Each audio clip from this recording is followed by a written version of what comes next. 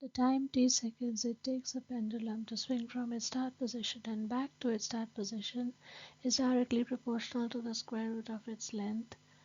A pendulum with a length of 100 cm takes 2 seconds to swing from its start position back to its start position. A different pendulum has a length of 64 centimeters.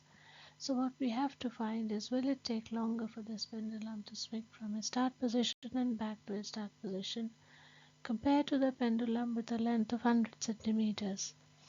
So what we start with is t is directly proportional to square root of length, and that means t equals k times root L, where k is the constant of proportionality.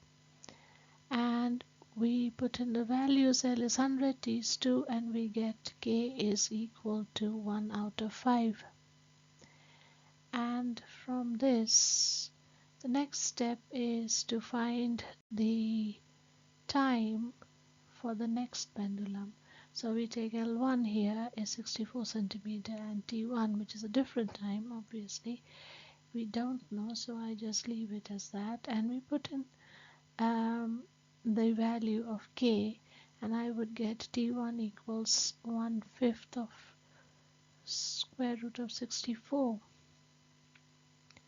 and I get T1 is 8 out of 5, and that is equal to 1.6 seconds.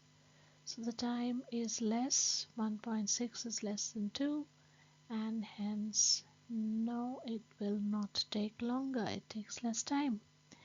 And that's it really. Thank you very much for viewing. Thank you for your time. And for more maths problem solving videos, please visit my channel at HypatiaMATH 147, and don't forget to subscribe. Thank you.